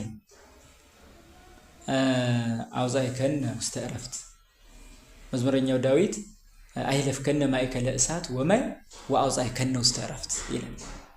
ይሄ ለመናንያን ሲተረጎም እሳቱና ነበልባሉን አሳለፍከን፣ ውሃውን አሳለፍከን፣ አይለፍከነ ማእከለ እሳት ወማይ በውሃውና በእሳት መካከል አሳለፍከን፣ ወአውዛእከነ ውስተ ዕረፍት ወደ ዕረፍቱም አወጣህን ይላል። ይሄ እኮ እሳት ያለው ንጹሕ ስጋ የሚገኝበት የስጋ ተጋድሎ ነው። ማይ ያለው ደግሞ የነፍስ ተጋድሎ ነው። ዕረፍት ያለው ደግሞ የልብ ተጋድሎ ወይም ወደ ልቡ ንጽህና መግባት ነው። ዕረፍት ተባለ እሱ ደግሞ ነፃ ልብ ነው። ከስጋዊና ከመንፈሳዊ ተጋድሎ በኋላ ወደ ነፃ ልብ ይደርሳሉ ማለት ነው። ስለዚህ ወደ ነፃ ልብ የደረሰ የምናኔ ህይወት ያለው ሰው በመጨረሻው የምንኖረው የመንግስት ሰማይ ጣዕም በምድር ላይ ሳለ እየቀመሰ ይገኛል። ማሳያ ነው።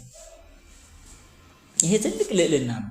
ይሄ ምንኩስና ልዕልና ነው ማለት ነውና በመጨረሻ ምን ነው? ስለዚህ መነኩሴ ሲታይ አዳምን ይመስላል፣ ሲታሰብ ደግሞ እግዚአብሔርን ይመስላል። መነኩሴ ሲታይ አዳምን ይመስላል፣ ሲታሰብ ደግሞ እግዚአብሔርን ይመስላል። ግልጽ ነው።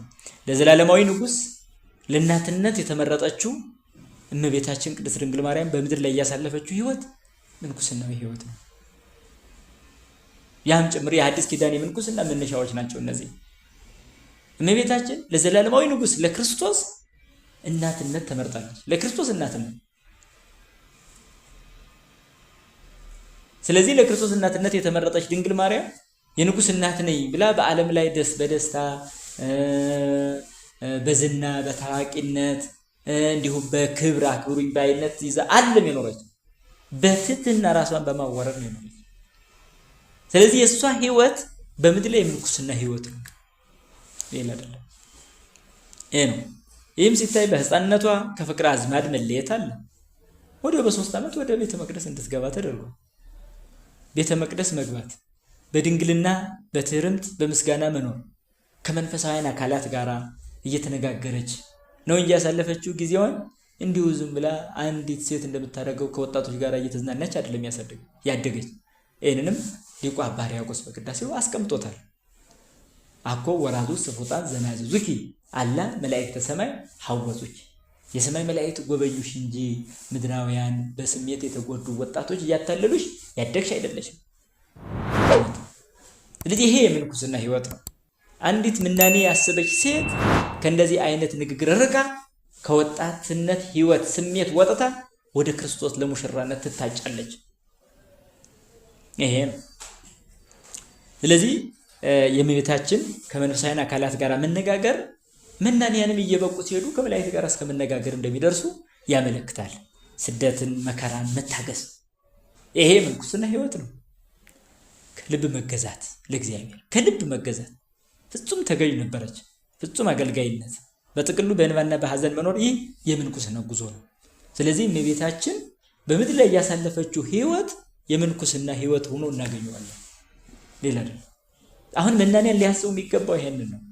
እመቤታችን የኖሮቹን አይነት ህይወት እየኖሩ እንደሆነ ማሰብ አለባቸው። የኖሮቹ በድንግልና ነው።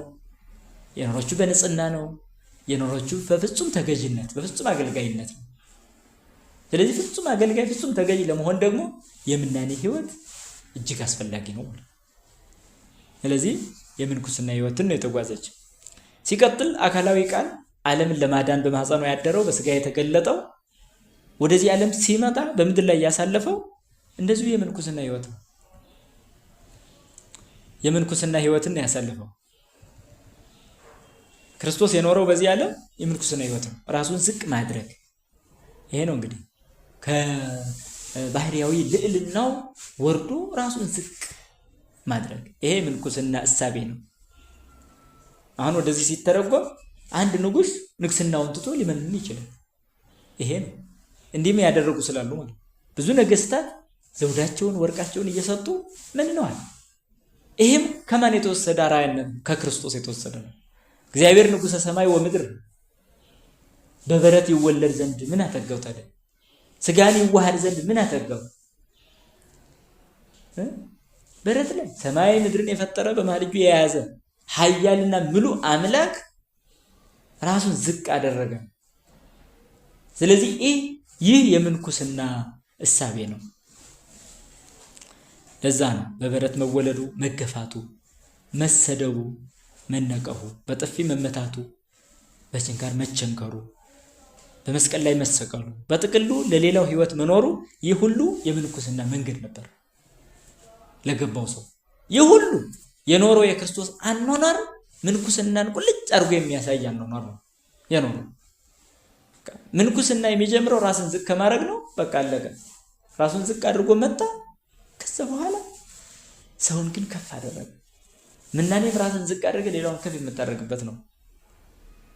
ስለዚህ ከክርስቶስ ህይወት ጋር ሲነጻጸር አንድ ነው ምንኩስና ማለት።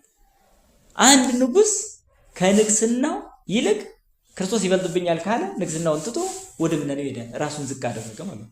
ስለዚህ ነው ቅድስት አናሲሞስ እኮ መንግስቷን ትታ ራሷን እንደ እብድ ቀይራ እኮ እስከ ገዳም ሄዳለች። በዚህ በምናኔ ህይወት ኖራለች። በርካታ ነገስታት እንደነ አጼ ካሌብ ያሉ እንደ ኢትዮጵያ ነገስታት ደግሞ አጼ ካሌብ የየመንን ክርስቲያኖች ረድቶ ጠላቶቻቸውን አጥፍቶ ቢመለስ ራሱን ብጻት የሰጠው ለምናኔ ነው። ሌላ ዝና ሌላ ክብር ለሚፈልገው መንግስቱን አውርሶ ቀጥታ እሱ ግን በአንድ ቀን ውሃ ይዞ ዋሻ ገብቶ ነው የኖረው። ይህ ክርስቶስን ፍለጋ ነው፣ ራስን ዝቅ ማድረግ። ለዚህ ነው ጻውስተ ሐሰሳሁ ለዘመጻ ለሐሰሶትከ ማር ይስሐቅ አንተን ሊፈልግህ የመጣውን አንተም ልትፈልግ ውጣ አይል። አንተን ሊፈልግ የመጣውን ልትፈልግ ውጣ ማለት እኮ አንተን ሊፈልግ እሱ ዝቅ ብሎ አለ፣ አንተ ደግሞ እሱን ልትፈልግ ውጣ። በመስዋዕትነት ነው የፈለገ፣ አንተም በመስዋዕትነት ሱ ርሶከ ለዘሱ አርሶ በእንቲአከ ስለአንተ ራሱን ለሰዋለህ አንተም ሰዋ ይላል። ስለዚህ ስለነሱ ለሰዋላቸው ክርስቶስ ራሳቸውን ይሰዋሉ ማለት ነው። ስለዚህ ክርስቶስ በምድር ላይ የኖረው አይነት ምናኔያዊ ነው ማለት እንችላለን። እንደ ሊቃውንት አስተማረ፣ እንደ መነኮሳት ፍጹማዊ በዓታዊ ህይወትን ኖረ። እንደ ሊቃውንት አስተማረ፣ እንደ መነኮሳት ደግሞ ፍጹማዊ በዓታዊ ህይወትን ኖረ። ክርስቶስ መንኩስናን በመኖር ጋብቻን ደግሞ በመገኘት ነው እንግዲህ ሁለቱንም ለተከታዮቹ ባረካቸው፣ ቀደሳቸው። ምንኩስናን በመኖር ህይወቱን፣ ጋብቻን ደግሞ ሰርግ ገብቶ በመገኘት ሰርግ ተገኝቶ በመባረክ በዚህ መልኩ ሁለቱን የኑሮ ምርጫዎች ለተከታዮቹ ባረካቸው፣ ቀደሳቸው። ቅዱሳን ሐዋርያትን በምድር ላይ የኖሩት እንዲሁ የምንኩስናን ህይወት ነው። ሁሉን ትቶ ከመከተል ሌላ ምን ምንኩስና አለ? ምንኩስና ሁሉን ትቶ መከተል ስለሆነ፣ ሁሉን ሲባል ግን ከአንተ አካል አፋ ያለውን ንብረት ብቻ አይደለም። ታዲያሳ ልብ ውስጥ ያለውን እከብር ባይ ልብ፣ እከብር ባይ ማንነት፣ እከብር ባይ ህሊና፣ አክብሩኝ፣ ውደዱኝ የሚለውን ጭምር። በዚህ ዓለም ቢያንስ ሰው 3 ነገሮችን ይወዳል። አንደኛ መወደድ ይወዳል መወደድ። ሁለተኛ መከበር ይወዳል። ሶስተኛ መብል ይወዳል። በእነዚህ 3ቱ ላይ ድል ማድረግ የቻለ ሰው በሌላው ድል አይሆንም። የዓለም የጦርነት ምንጮችም እነዚህ ናቸው። የግጭት፣ የእርስ በርስ መጠላላት፣ የጋብቻ ፍች፣ የወንድማማች መገዳደል በእነዚህ በ3ቱ ነው ወይ በአንዱ ነው። ከ3ቱ በአንዱ ሰው መወደድ፣ መከበር፣ መብላት ይፈልጋል።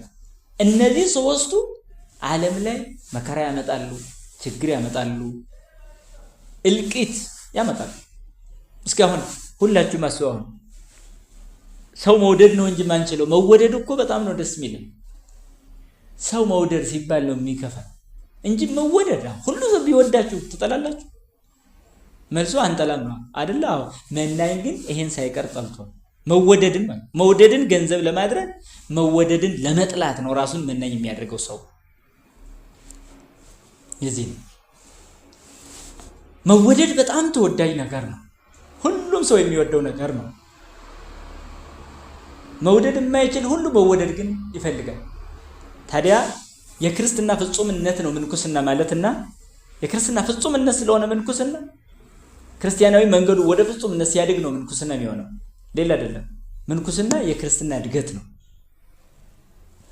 ስለዚህ ክርስትናው ሲያድግ ደግሞ መውደድን እንጂ መወደድን አይደለም የሚፈልገው፣ ማክበርን እንጂ መከበርን አይደለም የሚፈልገው። አያችሁ? ማብላትን እንጂ እኔ ልብላ ማለትን አይደለም የሚፈልገው። ስለዚህ የክርስትና እድገት ስለሆነ ምንኩስና ከነዚህ 3ቱ ነገሮች መቆጠብ፣ ሁሉን መተው ማለት ነው። ሁሉን ትተን ተከተል የሚለው ቃል ይሄ እከብር ባይ ልቡና ብለው ተርጉመዋል አባቶቻችን። እከብር ባይ ልቡና፣ ልክበር፣ ልወደድ፣ ልብላ የሚለውን ህሊና ሳይቀር አሸንፎ ጥሶ መሄድ ነው። ስለዚህ ምንኩስና የዓለምን የመወደድ የመከበር የዝና ደንበር መጣስ ማለት ነው። ምንኩስና በዚህ መልክ ነው ከፍታው የሚገለጸው። ስለዚህ ሐዋርያት ሁሉን ትተው ከተከተሉ ምንኩስና የሚባለው እሱ ነው። ምንም ነገር ግን ዓለምን ዙሮ ከማስተማር ጋር ነው። ምንም ቢሆን ይሄን ሲያደርጉ ዓለምን ዙሮ ከማስተማር ጋር አሁን እንዳይጋጭብን መጠንቀቅ ያስፈልጋል። ሐዋርያት መነኮሳት ናቸው፣ ግን ዙሮ አስተምረዋልና እኛም በዓለም ብንዞር በከተማ ብንዞር ብሎ የሚያስብ ሰው በዚህ ዘመን ሊኖር አይገባም። በጣም ጥንቃቄ ያስፈልጋል። ይህን ይዘው አንዳንዶች መነኩሴ በዓለም ሆኖ ማስተማር እንጂ ዘግቶ መቀመጥ ለምን ይጠቅማል ሊሉ እንደሚችሉ ግልጽ ነው። ይሄ ግን ከባድ ፈተና ነው። ልብ ማለት ያለብን ግን የመጀመሪያዎቹ የሐዲስ ኪዳን ሊቃውንት አስተማሪዎች፣ መናኞች ሐዋርያት ናቸው። የመጀመሪያው የሐዲስ ኪዳን እንደ ሊቃውንት ሆነው የሚያስተምሩ እንደ መናንያን ሆነው ደግሞ የምንኩስናን ሕይወት የሚያሳዩ ሐዋርያት ብቻ ናቸው።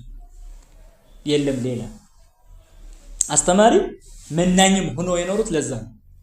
ምክንያቱም ክርስቶስ ሁለቱንም ነው የኖረው፣ አስተማሪም ነው መናኝም ወይም የምንኩስናን ሕይወትም ኗሪ ነው። ከሱ እንደተማሩ ወዲያው ሐዋርያትም ይሄንን በጊዜው መፈጸም ግዴታቸው ነበር። ሂዱ በዓለም ዙሪያ አስተምሩ ተባሉ። እሺ ሲያስተምሩ ግን ምናንያዊ ሕይወት በመኖር ነው የሚያስተምሩት። ቤት አፍርተው ልጅ ወልደው ምን ብሎማ ሂዱ ለተባሉ አይመችም። እሺ ጥሩ። ታዲያ እንደዛ ከሆነ አሁንም ሂዱ የተባሉትን ሐዋርያት የሚመስሉ በምናኔ ያሉ ስለሆኑ እነሱ በዓለም ላይ ቢያስተምሩ የሚል እንዳይመጣ አሁንም እናውራ። የማስተማሩም ሆነ የምናኔው ተግባር በአንድነት ተፈጸመ በሐዋርያት ጊዜ። ከጊዜ በኋላ ግን ይህ የየራሱ ድርሻ እየተሰጠው መጣ። እንዴት ለሚለው ምዕመናን የሚባሉት ብዙ አይነት ናቸው። ለምሳሌ መላእክትም ምዕመናን ናቸው፣ ሊቃውንት ምዕመናን ናቸው፣ መነኮሳት ምዕመናን ናቸው፣ ባህታውያን ምዕመናን ናቸው። መላእክት አሉ፣ ሊቃውንት አሉ፣ ምዕመናን አሉ፣ መነኮሳት አሉ፣ ባህታውያን አሉ። 5 አይነት የምዕመናን ደረጃ ነው ያለው። መላእክትም የእግዚአብሔር አማኞች ናቸው፣ ምዕመናን ናቸው ማለት ነው። ምዕመን ማለት አማኝ ማለት ነው፣ ሌላ አይደለም። ስለዚህ መላእክት በእግዚአብሔር የሚያምኑ ስለሆኑ ምዕመናን ብለን ብንጠራቸው የሚያምኑ ማለት ነው፣ ሌላ አይደለም። እሺ ሊቃውንት በእግዚአብሔር የሚያምኑ ናቸው፣ የምዕመንነት የአማኝነት ቦታ ላይ አሉ። ስለዚህ የመላእክት ድርሻ ምንድን ነው? የራሳቸው የሆነ ተልእኮ አላቸው። እሺ ሊቃውንት አሉ፣ የራሳቸው ድርሻ አላቸው። ሊቃውንት በሕጋዊነትም በምናኔ ሕይወትም መኖር ይችላሉ። የተማረ መናኛ አይሆንም አይባልምና ሊመንን ይችላል። ነገር ግን መንኖ ምንድነው የሚሰራው የሚለው እንዳለ ሆኖ ማለት ነው። ስለዚህ ሐዋርያት በጊዜው ሰው በሌለበት ሁለቱንም ነው የኖሩት። እንደ መምህር ያስተምራሉ፣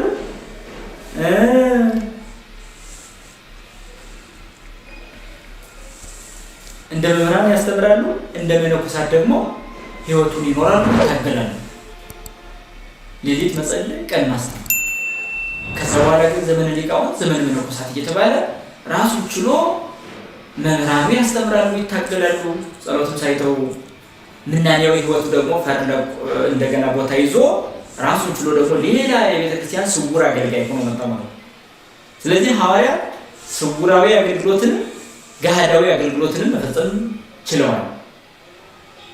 ከጊዜ በኋላ ያለው ግን ስውሩ አገልግሎት ለመነኮሳት፣ ገሃዳዊ አገልግሎት ደግሞ ለሊቃውንት ተሰጥቶ ምናኔያዊ ሕይወት ሰፍቶ ቀጥታ የቤተ ክርስቲያን አካልነት ሳይታገልባቸው አካልነቱ ሳይወጡ መኖር ጀምሩ ማለት።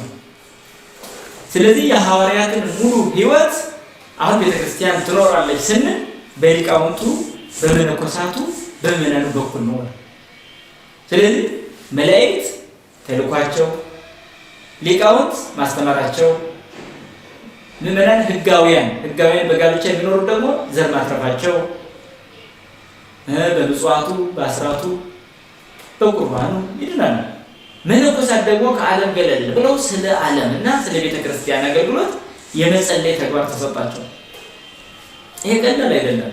ተከተለኝ የሚለው ቃል ቀጥታ ከዓለማዊ ስሜት እንዲወጡ የሚያደርግ ነው። እሳቤው በጊዜው ከዓለማዊ ስሜት ከሀብት ከንብረት መለየት። ስለዚህ ሐዋርያት በጊዜ የነበሩ ክርስቲያኖችም ናቸውና አሁን ባለጋብቾችም እንደ ሐዋርያት ይሁኑ እንደማንል ሁሉ አሁን መነኮሳት በጊዜው እንደነበሩ እንደ ሐዋርያት ይወጡ ያስተምሩ ማለት አንችልም። ምክንያቱም ሁሉም ክርስቲያን ሐዋርያትን ይወክላል ታዲያ እንደዛ ካለ። ስለዚህ በጋብቻ የሚኖሩ ምዕመናን በሙሉ የክርስቶስ አማኞች ናቸው። የመጀመሪያዎቹ ሐዋርያት ደግሞ ክርስቲያኖች ናቸው። ስለዚህ አሁን ክርስቲያን በሙሉ እንደ ሐዋርያት ሊሆን ከተባለ ጫማም ማድረግ አይኖርም። አስባችሁ። ስለዚህ ቤት መስራትም አይኖርም፣ ጋብቻም አይኖርም እንደማለት ነው። ጋብቻ ከሌለ ደግሞ ቤተክርስቲያን አትቀጥልም።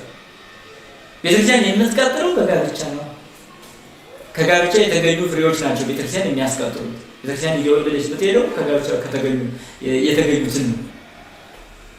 ስለዚህ የመጀመሪያዎቹ ሐዋርያት አላገቡምና ክርስቲያን አያግባ እንደማንን ሁሉ የመጀመሪያዎቹ ሐዋርያት ዙሩ አስተምሯልና አሁን መነኮሳት ይዙሩ አንድ መምህራን፣ ሊቃውንት ድርሻ ተሰጥቷቸዋል። የመነኮሳቱ ድርሻ ደግሞ ቅድም ለመጠቆም እንዳሰብ ቀጥታ የቤተክርስቲያን ልብ መሆን። ስለዚህ ሊቃውንቱ ደግሞ አንደበት መሆን ነው። ስለዚህ ለቤተክርስቲያን አንደበትና ልብ አሏት። አንደበት የሚሆኑት ሊቃውንት ናቸው፣ ልብ የሚሆኑት ደግሞ መነኮሳት ናቸው። ስለዚህ ቤተክርስቲያን በመነኮሳት ልብነቷን፣ በሊቃውንት አንደበቷን፣ በመነኮሳት ልቧን፣ በሊቃውንት ደግሞ አንደበቷን ትገልጻለች። ከልብ የሚገኝ በአንደበት ይገለጻል። ልክ በመነኮሳት ጸሎት የመንፈስ ቅዱስ ጸጋ ወደ ሊቃውንቱ ይፈሳል። ሊቃውንቱ ደግሞ ሲሉ በአንደበታቸው ይገልጹታል። ስለዚህ የቤተክርስቲያን አንደበት ይሆናሉ ማለትም ሊቃውንቱ። ስለዚህ ሐዋርያት እንደ ምንኩስና እንደ ሊቅነትም ነው የኖሩት። ከዛ በኋላ ግን መነኮሳት ነው ሊቃውንት ይኖራሉ፣ ሊቃውንት ነው መነኮሳት ይኖራሉ። ነገር ግን በመካከል ደግሞ ሊቃውንት ሆነው አግብተው የሚኖሩ የሚያስተምሩ በዓለም ላይ ያሉ ካህናት እነዚህ ናቸው የሚወክሉት አንዱን የማስተማር ዘርፍ ማለት ነው። እንደገና ደግሞ ሐዋርያት የኖሩትን የምንኩስና ዘርፍ የሚወክሉት ደግሞ በገዳም የሚኖሩ ስለ ዓለም የሚያለቅሱ እንባቸው ሁልጊዜ ከእግዚአብሔር ጋር የሚገናኝላቸው ንጹሐን መናንያን ናቸው። እነዚህ ደግሞ ከጫጫታው ከግርግርታው ተለይተው ጸጥ ብለው ስለ ዓለም ስለ ቤተ ክርስቲያን ለእግዚአብሔር ምስጋናና ጸሎት ያቀርባሉ ማለት ነው። በዚህ መልክ ነው። ስለዚህ አሁን ቅዱስ ጳውሎስ እንደዞረ እኔም ልዞር የሚል አንድ መነኩሴ አሁን ቢፈጠር ገና በወጣኒነቱ ራሱን ይጎዳል። በጣም ትልቅ ብቃት የሚጠይቅ ስለሆነ ማለት ነው። ስለዚህ ሶስት ነገሮች አሉ ማለት ነው። ለምሳሌ አንድ ከዓለም ወደ ገዳም፣ ሁለት ከገዳም ወደ በረሃ፣ ሶስት ከበረሃ ወደ ዓለም። አሁን ማድረግ ይችላል ይቻላል።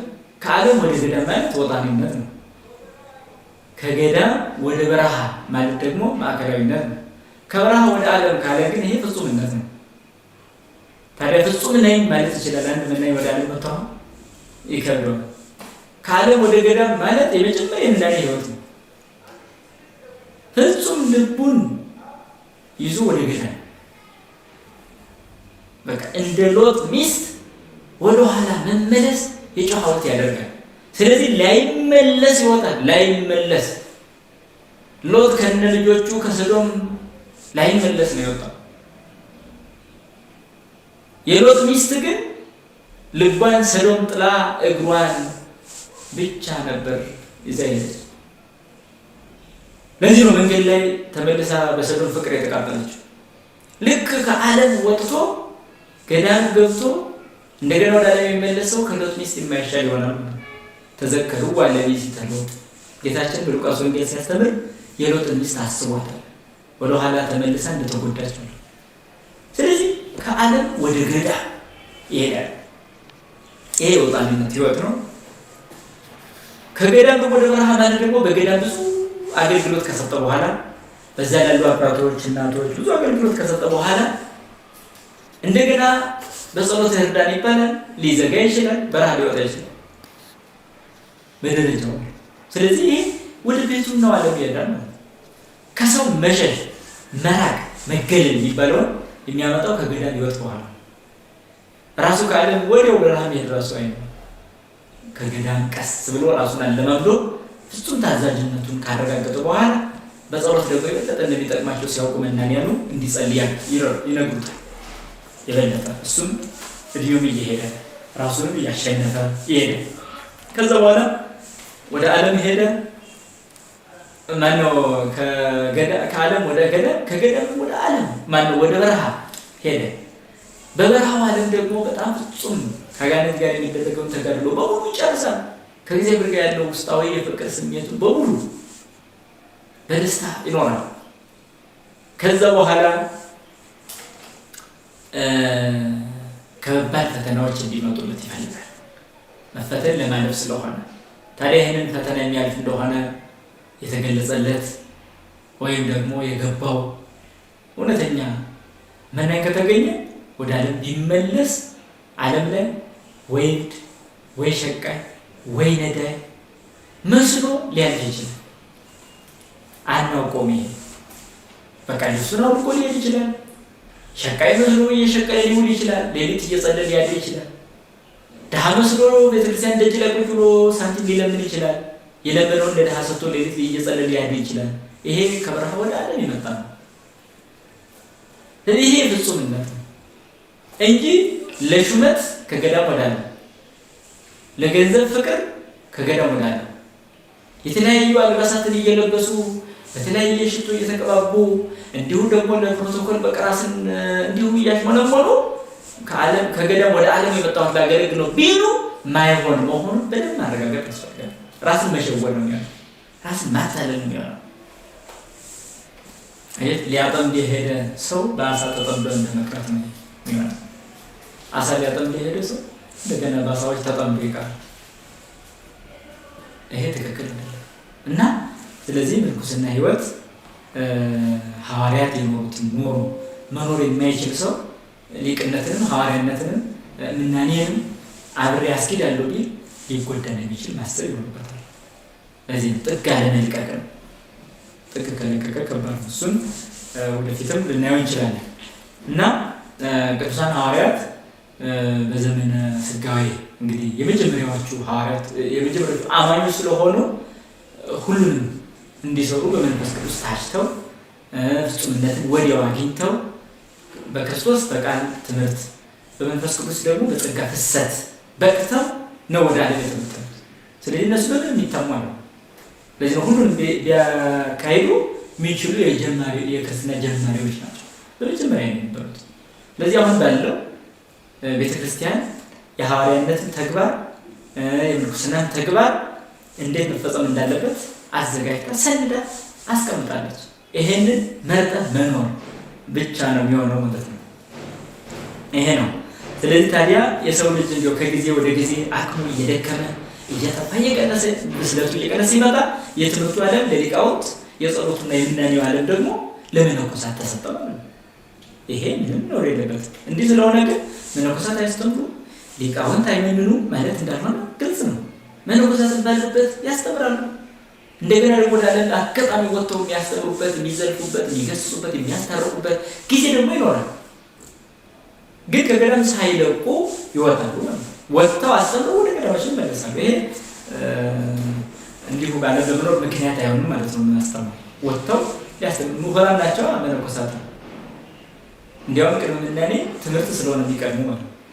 ነገር ግን ለቤተክርስቲያን አንደበት መሆን ለሊቃውንት ነው። ሁሌ በቃ ከሰው ፊት ቀርቦ መሞገት፣ ቤተክርስቲያን ከፍ ማድረግ፣ መናፍቃን ማሳፈር፣ ምዕመናንን መታደግ፣ ተኩላ ጋር ፊት ለፊት እውነትን መመስከር፣ በሐሰተኞች ዘመን እውነትን መግለጥ፣ በጨለማ ዓለም ማብራት፣ ይሄ አንደበት መሆን ለሊቃውንት ነው። ልብ መሆን ለመነኮሳት ነው። በአንድ አካል ያሉ ወሳኝ ክፍሎች ናቸው እነዚህ ልብና አንደበት። ልብ ያስባል፣ ቃል ይናገራል፣ አንደበት ይናገራል። ስለዚህ እነዚህ በአንድ አካል ያሉ ወሳኝ ናቸው። እውቀትን ህይወትን ይሰጣል። ልብ እውቀትን ህይወትን ይሰጣል። አንደበት ደግሞ ይገልጻል፣ ያብራራል፣ ይናገራል። ከዚህ አሁን ማን አያስፈልግም ይባላል። ታዲያ ልብ ብቻ አለ አንደበት የለኝም ካለ ምንም ቢያስብ ለሌላው መትረፍ አይችልም። ምንም ቢያስብ ለሌላው መትረፍ አይችልም። ደግሞ አንደበት አለኝ ልብ የለኝም ቢል ደግሞ ልብ የሌለው ከምኑ ያገኘውን እውቀት ያወራል። ልብ ላይ የተቋጠረ የተሰነደ የመንፈስ ቅዱስ እውቀት ሲኖር ያንን ነው ማውራት የሚችል። አንደበት ብቻ ከሆነ የሚናገረው ነገር የለውም። ልብ ብቻ ከሆነ ደግሞ የሚናገርበት አንደበት ስለሌለው የልቡን መግለጽ አይችልም። ስለዚህ ቤተክርስቲያን አንዲት እናት ናት። ስለሆነች ልብም አላት አንደበትም አላት። ልቦቿ መነኮሳት ናቸው፣ አንደበቶቿ ደግሞ ሊቃውንት ናቸው። በልቦቿ ትመሰጣለች፣ በአንደበቶቿ ደግሞ ትገልጻለች። ተመስጧን በሙሉ የምትገልጸው ደግሞ በአንደበቶቿ ነው። ስለዚህ አንደበቶቿ ሊቃውንት ናቸው። ማንም በሁለቱ መካከል እንዳንድ ሰው ሆኖ ማገልገል እንዳለ በዚህ ምስጢር ማወቅ ይቻላል፣ እንዳንድ ሰው። ስለዚህ ቤተክርስቲያን አንዲት ናት። አንዲት ስለሆነች የመነኮሳትና የሊቃውንት ጉዞ በቃ አንድ። ምዕመናን የምንላቸው ደግሞ ሙሉ አካል እንደማለት ነው። አለቀ። ስለዚህ ምዕመናን በመነኮሳት በኩል ህይወትን፣ በሊቃውንት በኩል እውነትን ያገኛሉ፣ እውቀትን ይቀስማሉ። በዚህም መዳን ማለት ለቤተ ክርስቲያን ይፈጸማል ማለት ነው። ይሄ ነው። ክርስቶስም ሆነ ሐዋርያት እንደ ሊቃውንት አስተማሩ፣ እንደ መነኮሳት ደግሞ ሁሉንም ትተው ኖሩ። ቤተ ክርስቲያናችን አስተማሪነትንም ሁሉን ትቶ መኖርንም ገንዘብ ያደረገች የእውነተኛ ወንጌል መልእክተኛ መሆኗ በዚህ ይታወቃል ማለት ነው። የእውነተኛው የወንጌል መልእክት አድራሽ መሆኗ በመነኮሳትና በሊቃውንት ህይወት፣ በምዕመናን ህይወት ነው የምትገለጸው ቤተክርስቲያን ማለት ነው። ይህ በመለየት ያለ የሚመስል ፍጹም አንድነት ነው። አሁን መነኮሳት ሲባል የተለዩ፣ ሊቃውንት ሲባል የተለዩ አንደበትና ልብ ናቸው፣ የአንድ ሰው ህይወት ናቸው። ስለዚህ አንድ ሰው ተብሎ በሚጠራው መካከል ላይ ደግሞ ምዕመናን ናቸው። ምዕመን ናት ማለት ነው። ስለዚህ ምዕመን ክርስቶስ ራሷ የሆነላት፣ ሊቃውንት አንደበቶቿ የሆኑላት፣ መነኮሳት ደግሞ ልቦቿ የሆኑላት አንዲት ናት። ምእመን ምንላት ይችላል። በዚህ ነው መዳን የሚፈጸመው። ወንጌል የምናኔና የጋብቻ ሕይወት መመሪያ ሕግ ናት። የምናኔና የጋብቻ ሕይወት መመሪያ ሕግ ናት ወንጌል የምንላት። ሁለቱም የሚፈልቁት ከወንጌል ነው። ስለሆነ አግብተው በሊቅነት ቢያገለግሉ መንነው በጸሎት ቢታገሉ ለአንዲት መንጋ ለአንዲት ምእመን የሚደረግ ጥበቃ ነው። አንዲትን ቤተክርስቲያን ለመጠበቅ የሚደረግ ትግል ነው። ይሄ አግብተው በሊቅነት ቢያገለግሉ መንነው በጸሎት ቢታገሉ በቃ ይሄ ነው አንዲት ቤተክርስቲያን ለመጠበቅ ነው። ሌላ ምንም የለውም። ስለዚህ አንዱ በአንዱ ላይ የሚነሳሳ ጽንፋዊ መራራቅ ያለበት ህይወት ሳይሆን ውስጣዊ መተሳሰብ ያለበት ህይወት ነው ማለት ይሄ ነው። ወደ ቅዱሱ እግዚአብሔር ለመድረስ የተሰጡ እርምጃዎች ስለሆኑ በመናናቅ የማይሆኑ ናቸው። በመናናቅ የማይሆኑ ናቸው። ይሄ በጣም ማስተዋል ያስፈልጋል። ስለዚህ ሊቃውንት መምህራንም ሲያስተምሩ ቀጥታ የምንኩስናን እውነት መግለጽ ነው። አይተናል ሲገለጽ በነቀፋ ይሆን አይደለም፣ በትችት ይሆን አይደለም፣ አሁንም አይሆንም፣ ቀጣይም አይሆንም። እንደዛም ስለማይችል እንደገና ደግሞ በመነኮሳቱ ደግሞ አንዳንድ በጣም የተከበሩ አባቶች ሰምቻቸዋለሁ። ዓለም ላይ ሆኖ ልክ ነው ትምህርቱ እኛንም ያበላሽ የሚሉ በጣም ልብ የሚሰውሩ አባቶች አይቻሉ። ዓለም ላይ ሆኖ ልክ ነው ትምህርቱ ያሉ ይኸው የክርስትናው ትክክለኛ ፍጹምነት አጥፍተህ ስለ ጥፋት ሲነገር መደንገጥ ነው እንጂ እንዳልጠፋ ሆነ እንደገና ደግሞ ምላሽ ሰጪ ለመምሰል መታገል በራሱ ሌላ የወንበዴ ተግባር ነው የሚሆነው። እውነትን መሸወድ አይቻልም። በእውነት ላይ ማታለል አይቻልምና ነው። ስለዚህ ብርሃን ሁሌም ብርሃን ነው፣ ግልጽ ነው፣ መደባበቅ አይቻልም። አልችል ብለን ነው እንጂ ብሎ መቀበል ትልቅ ክርስትና ነው፣ ትልቅ የድነት በር ነው። አይምሯችን መዳንን እስከፈለገ ድረስ ከእግዚአብሔር አይለይም። ያደሊቁ ጎርጎርዮስ ያንን ነው። አይምሯችን መዳንን እስከፈለገ ድረስ ከእግዚአብሔር በፍጹም አይለይም፣ በፍጹም አይለይም። እውነት ነው። አይምሮ ከእግዚአብሔር የተለየ ሰው እውነትን መደበቅ ይፈልጋል። ያለበት ህይወቱም ስተት ሲሆን ስተቱ ሊገለጥበት ሲሆንም በጣም መጨነቅ ይወዳል፣ መጨነቅን ያመጣል። በዛ ደግሞ ለማደናቀፍ ይታገላል። በዚህ መልክ የሚሄድ ሰው ሊኖር አይገባም በፍጹም። ስለዚህ ነው እና አንዱ ባንዱ ላይ ምን የሚነሳሳም አይደለም፣ እውነተኛ ህይወት ስለሆነ ማለት ነው። ወደ ቅዱሱ እግዚአብሔር የሚደርስባቸው እርምጃዎች ናቸው። ጋብቻም ይሁኑ ምንኩስና፣ በቃ ጋብቻም ይሁኑ ምንኩስና ወደ ቅዱሱ እግዚአብሔር ለመድረስ የምናደርግባቸው እርምጃዎች ናቸው፣ ሌሎች አይደሉም። ይሄ ነው እና ምንኩስና በጋብቻ ላይ የትችት እሳቤ የለበትም። ጋብቻን በምንኩስና ላይ ምንኩስና በጋብቻ ላይ ጥላቻ የለበትም። ይህ ጽንፈኝነት ስለሆነ አንዱ ባንዱ ላይ ጽንፈኛ መሆን የለበትም። የለም መናኙ ባለትዳሩን ከናቀ እውነትም አልመነንም። ባለትዳሩ ደግሞ መናኙን ካቃለለ በትክክል አላገባም ማለት ነው። ስለዚህ የመጽሐፍ ቅዱስ ህይወት እውነተኛ የተጋመደ የሚሆነው በዚህ ሲሆን ሶስት ፈትል የተፈተሉበት አይበጠስም ተብሎ የለ። ስለዚህ ምእመናን አሉ፣ ሊቃውንት አሉ፣ መነኮሳት አሉ። ይሄ ሶስት ፈትል ይባላል። ቤተክርስቲያን ደግሞ የነዚህ ድምር አንዲት ናት፣ የነዚህ አንድነት ናት። ስለዚህ የነዚህ አንድነት ስለሆነች አንዱ ላይ ከባድ ቃላትን በመናገር ይሆናል፣ እውነትን በመናገርና መንፈሳዊ የሆነው መንገዳችንን ማሳየት። ስለዚህ ነው ምእመናን በያላችሁበት ስለ ምንኩስና ሲነገር የምትችሉ ወጣቶችም ለመመነን ራሳችሁን ቅድሚያ በትምህርት በቃ ማዘጋጀት። ነገር ግን ምንኩስና ከፍታው ምን እንደሆነ ግን በደንብ መመስከር ያስፈልጋል። ስለዚህ አሁን ቅድም እንዳልኩ መነኮሳት በገዳም ያሉ የቤተክርስቲያን ልቦች ናቸው፣ ሊቃውንት በዓለም ያሉ አንደበቶቿ ናቸው። ስለዚህ በሊቃውንት የስብከት ሙያ እናያለን። ስለዚህ የመስበክ ሙያ ድካም ቢኖር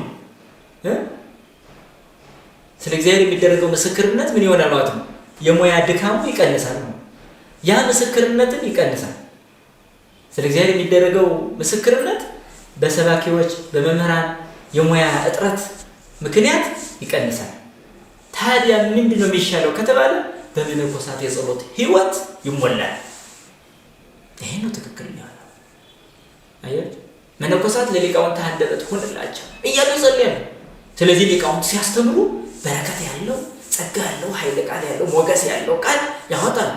ዓለምን መቀየር ይችላሉ ሊቃውንት ማለት ነው። ለዚህ ነው አሁን የሚያስተምረው እንደጠፋው አይደለም። በረከት የለውም፣ አናመርትም። ብዙ ሰው እያለፈብን እየጠፋብን ያለው ይህ እየሆነ ያለው ደግሞ የስብከት ማነስ አይደለም። አያችሁ ምንም ሰባኪዎች ብንሆን የሙያ ጉድለት እንዳለብን እኮ ግልጽ ነው። ይሄንን ጉድለት የሚሞላው የጸሎት ሰዎች ሲኖሩ ነው። ስለዚህ የጸሎት ሰዎች የሚሆኑ ደግሞ እነማን ናቸው? ዓለምን ትተው ከሀሳብ ርቀው ነፃነት ይዘው በበረሃ በገዳም የሚኖሩ ናቸው። እናቶች አባቶች ናቸው። የእነዚህ ልቅሶ የቤተ ክርስቲያን መከራ ያቀላል። የሊቃውንትን ድካም ወደ ብርታት ይቀይረዋል። ኃይለ ቃላቸው ጣዕምና ሞገስ ኑሮት አእምሮን ወደ መለወጥ ያመጣል። አእምሮን ወደ መለወጥ ያመጣል። ይሄን ስግብግብነትን፣ አጭበርባሪነትን፣ ጮሌነትን፣ የብልጣብልጥነትን፣ ነፍሰ ገዳይነትን ይሄ ስካር በሙሉ በህዝቡ ላይ የሚታየው ድካም በሙሉ የሚቀንሰው የሊቃውንት ትምህርት ብቻ አይደለም፣ የመነኮሳትም ጸሎት ነው። ስለዚህ መነኮሳት የቤተ ክርስቲያን ልቦች፣ ሊቃውንት የቤተክርስቲያን አንደበቶች ናቸው። ይህ ሁሉ ሆኖ አንድ መዳን ይፈጸምልናል ማለት ነው። ይሄ ነው። ለነበረን ጊዜና ሰዓት አምላካችን የተመሰገነ ይሁን። የምንኩስና ልዕልናን በዚህ ካየን ቀጣይ ደግሞ የምንኩስና ወሳኝ ዋና ቁልፎች የሚባሉትን ለማየት እንሞክራለን ማለት ነው። እግዚአብሔር ይስጥልን።